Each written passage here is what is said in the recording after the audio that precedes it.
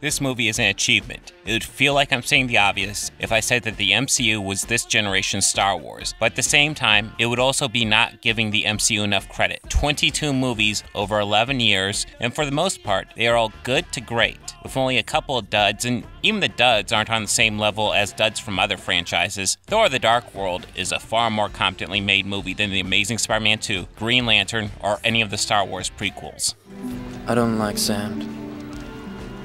It's coarse and rough and irritating, and it gets everywhere. After the events of Avengers Infinity War, anticipation for Avengers Endgame came at a huge high. Even now, as I write this on the film's opening weekend, it is quickly breaking box office records. The movie took in over $150 million on opening day. Not opening weekend, opening day. What is also so staggeringly amazing about this movie is how little we knew about it.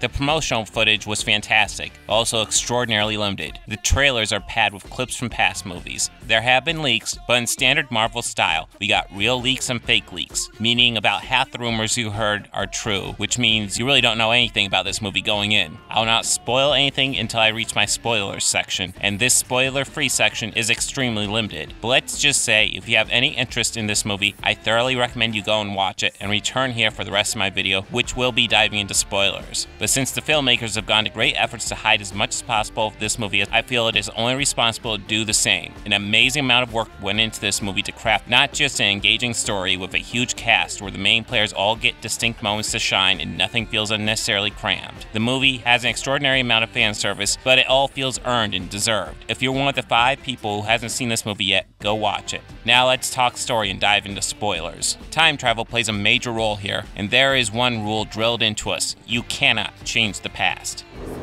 You're gonna see some serious shit. The only way you can reach the future where you make the choice to time travel is to ensure that the past plays out as it does. The vast majority of this movie takes place 5 years after Thanos' snap. The world has moved on with the loss of half of all living things. This is when Ant-Man reappears from the quantum realm that he was trapped in since the mid-credits of Ant-Man and the Wasp. For him, he was gone for 5 hours. It gives him the idea, if he could use the quantum realm to jump forward in time, could it be used for them to travel back and stop Thanos? Tony Stark figures out how to use this, and they create a plan to time travel to key points in history and steal the Infinity Stones and make their own gauntlet. Their plan is to use the stones to restore everyone killed by Thanos and return the stones back where they belong after they're done. Bruce Banner is sure to tell us that they cannot change events. Then they go back and change events anyways, which gets infuriating. It turns out the time travel rules here make less sense than they do in Doctor Who.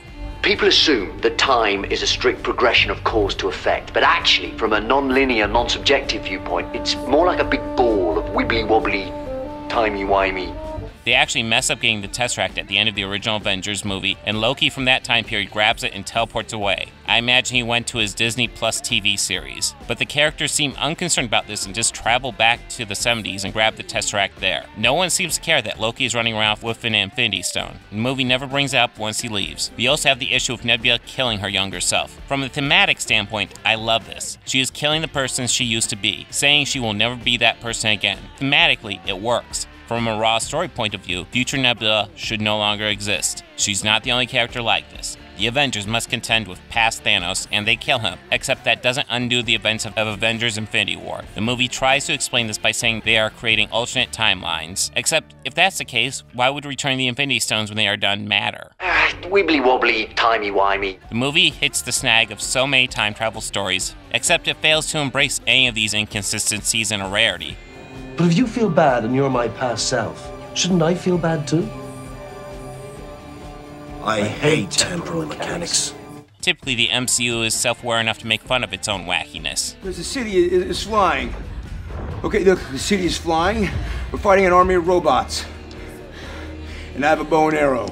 None of this makes sense. If we accept all the alternate timeline stuff and accept all the things the movie tells us, there is still an issue. Spider-Man is restored in this movie, and we see him go back to school and reunite with Ned, who is still the same age. Did Ned get dusted as well? They should probably establish this. Perhaps this will be resolved in Spider-Man Far From Home, but that is a different movie. And you can try to fix problems with future movies, but it still doesn't fix the original flaw. It just makes more sense in the overall timeline. Still, with all these complaints about time travel, there was plenty that I liked with it too. Captain America's clever ruse to steal the Mind Stone, how Bruce Banner convinces the Ancient One to give him the Time Stone, Nebula and War Machine watching Star-Lord dance to the Power Stone, a beautiful scene with Hawkeye and Black Widow getting the Soul Stone, and how it plays a wonderful contrast to Thanos and Gamora getting the same stone in Avengers Infinity War. The movie is actually fairly action-light until the third act, which is a complete war zone. It starts strong with just Iron Man, Captain America, and Thor going up against Thanos, but once Thanos has his army and all the other superheroes arrive, while still an amazing sight to behold, it becomes rather messy, just cutting from one action shot to an action shot without any clear idea of how the overall battle goes. Still, it would be impossible for a movie meant to tie up this many threads to be perfect. Even when it fails, it at very least fails enjoyably. And when it succeeds, it's simply amazing. Avengers Endgame is a fantastic movie that is in many ways a movie designed to celebrate its own existence. It's not perfect, but it's tough to say if we will ever have a movie event as huge as this again.